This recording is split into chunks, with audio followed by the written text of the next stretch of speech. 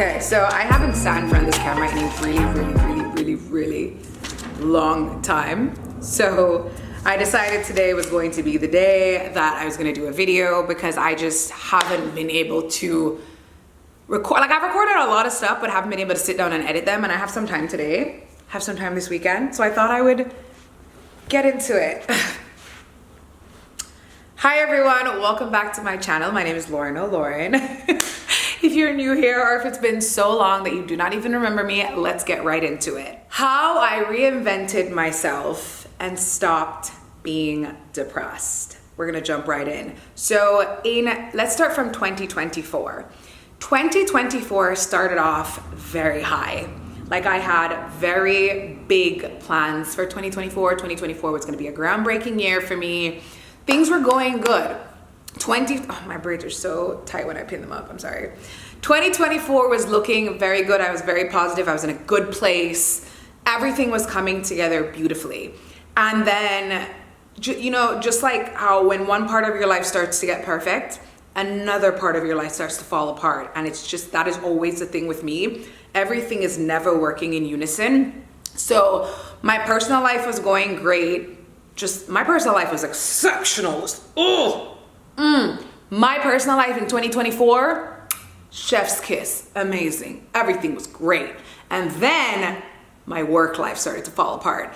And it's funny how my work life started to fall apart because I didn't do anything for it to fall apart other than become very happy. So I became the happiest I'd been in years.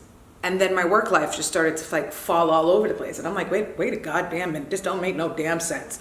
Usually when your personal life is going all over the place, then work struggles or whatever. But like, this was the opposite, and for personal reasons that ain't got nothing to do with me. But so 2024 was a very strange dilemma for me. I had 3 panic attacks at the ending of 2024 and kind of fell into like a very dark depression. I was going through a lot of emotions. A lot of things were going on in 2024. And I had to go to therapy to kind of work through them because it was just a lot, and it was casting a shadow on the rest of my life and everything that I was doing, and it was all stemming from working in a super toxic work environment.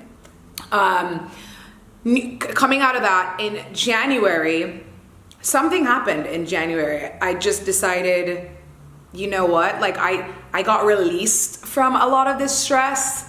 And life started to make sense again, and slowly I started coming out of my cocoon, and I was just like, this is not me.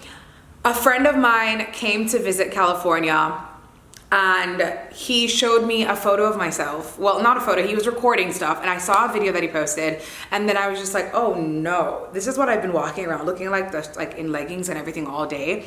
This is not Lauren. This is not the girl that I used to be. So I decided then and there that I was gonna reinvent myself, that I was gonna like take full control of myself once again. I started going to workout classes. I've always wanted to try Pilates, the reformer Pilates, and I've never tried it. So I decided to go to a couple classes, and now I'm at such a good place. I'm seeing improvements in my body. I'm much happier. I just feel more at ease, and I feel like the future has a lot to offer. So the number one thing for me in this reinvention journey, I'm gonna talk to you guys about it, is friendship. Let's click into that. So just to give you a little background story about me, I grew up in Jamaica in the Caribbean. I went to an all-girl boarding school, and I kind of learned differently about friendship and female empowerment like that. When I was in boarding school, there's a lot of times when we would be punished for things, but they would do a lot of group punishments. And so we were kind of responsible for each other. I'm saying all this to say that at a very young age, I started high school at 10. At a very young age, I was taught that I am my sister's keeper. So fast forward to moving to the US, and I still had that mindset. Any of you who've moved here and have lived in the Caribbean or in Jamaica, because I can only speak about Jamaica because that's where I'm from, and I can only speak about the US because this is where I'm at.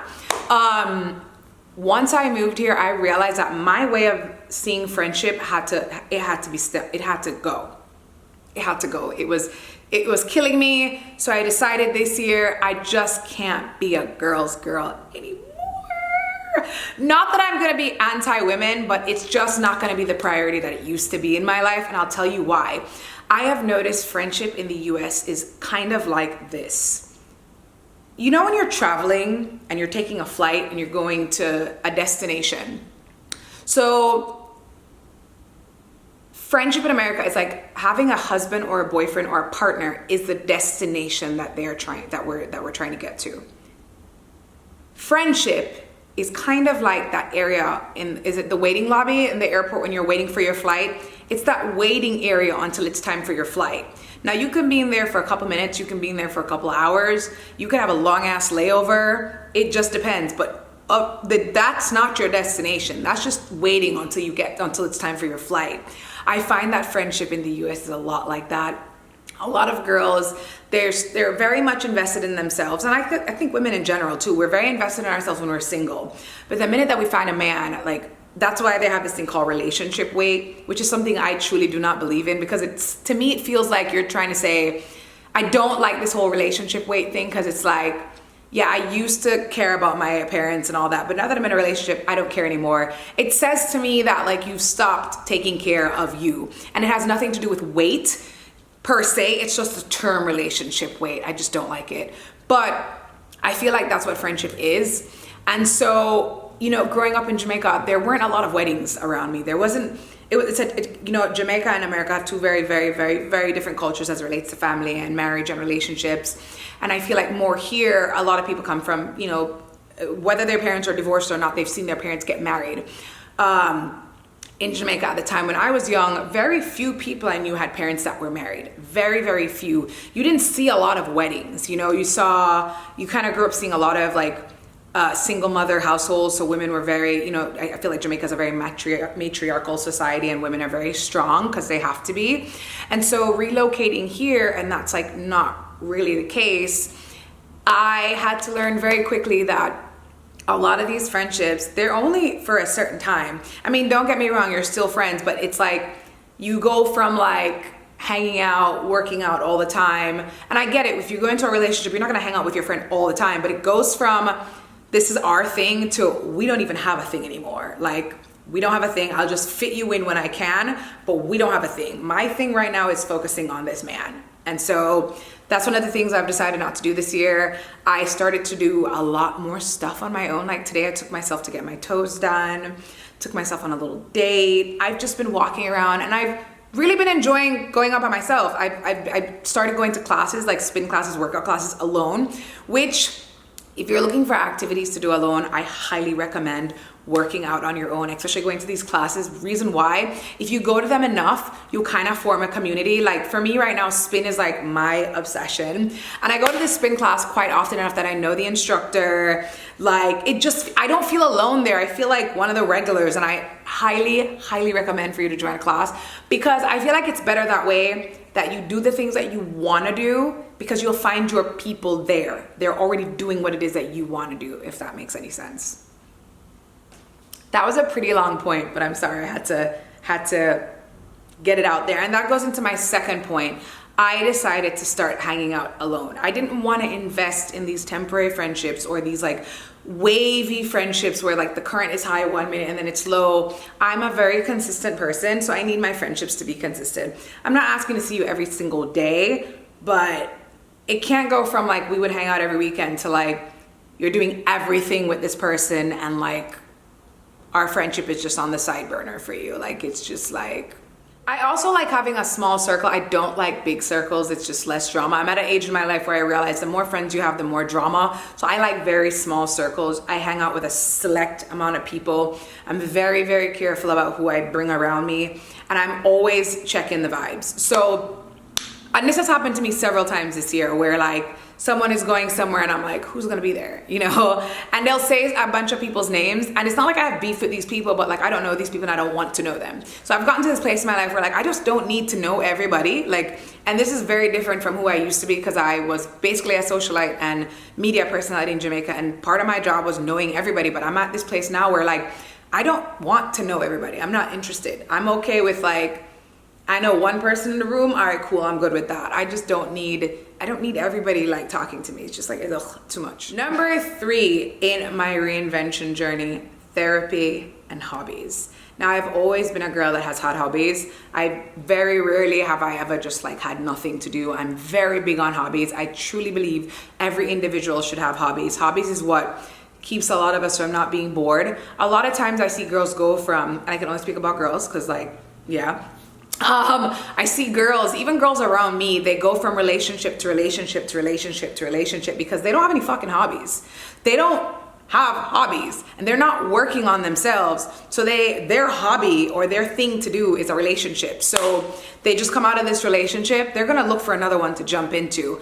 I am telling you, get a hobby. Find something that you're interested in. If it's joining a knit club, if it's reading, if it's puzzles, if it's stitching, because having a hobby, it really helps to focus you, but not just that, it gives you that time to reevaluate yourself over and over and over and over again. You know, like when you have like a business and you do inventory, so you check how much things you have left, how much stock, what's not selling, what's selling, kind of vibe. I think having a hobby is our way of doing inventory on ourselves. So I urge you to have a hobby. Therapy was super needed for me because I have like a lot of trauma, like we all do, but I needed to find a way to kind of like work through it. And now, don't get me wrong, I don't think therapy is a one size fits all, but it kind of got me to open up the conversation a little bit more and try to find an avenue to direct it, if that makes any sense. Because I don't think therapy is like, oh, I'm gonna go there and you're gonna be fixed. I know a lot of people in therapy and it is not working for them. For me, therapy just helps me navigate where am I going to put this energy. Number 4, I created a timeline and I always said to people, you can do it in quarterlies. I like to split my year into 4, kind of like a business. I started looking at myself like a business with shareholders. So I create a timeline and I pick the 3 things that matter to me. Just like how a company has a mission statement, I have a mission statement. So what's really important to me this year? Making sure that my body is banging, money in the bank, and peace of mind. Those are my 3 most important things this year. Peace of mind. I don't want to be in any drama. I don't want to be around people that are interested in drama. And in order to accomplish that, I just have to remind myself about that every day. I have a timeline of what I'm working with. Okay, summer, I want to do this and I want to do that. So I've been working out like 4 to 5 times a week, going to classes, 1 to twice a week. I'll go to like a class and then I work out 4 to 5 times a week. That is my timeline. That's what I'm doing to prepare my body as it relates to having money in the bank. I am, working on my budget, saving this, doing that. So that is what I mean by having a timeline and finding a way to like get to your personal goals. Treat yourself like a company. Look at yourself like you would a company with shareholders. And if something is not working, then you need to cut ties with it. It's that simple. Number 5 this is gonna come from like number 4. When I said that I'm trying to save money or do whatever, pay the extra money for an expert. Pay it. I do not want anybody's advice. I don't want anybody's opinions because I find that people love to speak fear into things they don't understand or things that they do not know. One of the things I started doing last year was paying experts. If I had a question about something or something I couldn't understand, I spoke with a lawyer. I spoke with a financial person to assess my finances. Get a lawyer if there's something going on and you're like, wait, I'm not really sure what my rights are here or what I'm supposed to do here. I always say speak to an expert. Therapist, get therapists. If there's a procedure, if there's something that you want to do, ask a doctor, ask a surgeon, ask a nurse. Stop getting information and advice from unqualified people because I feel like the internet and ChatGPT has made everybody feel like they know everything, and so people just Google stuff and spit it back out at you and I'm like, what are you even talking about? Another situation was, and this is just an example, I started getting Botox and there's so many things going around about Botox and like what it'll do to your face and and what you can do for Botox instead and this and that. And I'm like, I'm good. I spoke with a medical provider who went to school for this and I'm I'm great. I know what the risks are, and I know what the risks are not, and I'm good. There's no substitute for it. Like, what are you telling me about why? And there are so many experts on the internet, and if you're not a critical thinker, and this goes with anything like finance, all these people selling courses online, if you're not a critical thinker, you will fall for everything. So that's why I say some things are just best kept the old-fashioned way. Pay the money, get an expert to tell you what's good, what's not good, and that's it. And that's basically what I did this year to reinvent myself, and just kind of decided that I wasn't gonna be sad anymore.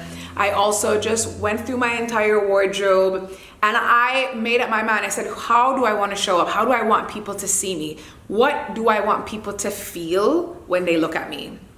How do I want them to feel? And so I did all of that and kind of went through my wardrobe and just kind of like rebuilt it from the inside out. I'm not telling you that you need to go shopping, because I started with my own wardrobe and I built it from the inside. And I'm like, I should not be wearing workout clothes unless I'm going to the gym or coming from the gym or coming from a class. That was one of my new rules. I want people to see me as somebody that's always put together.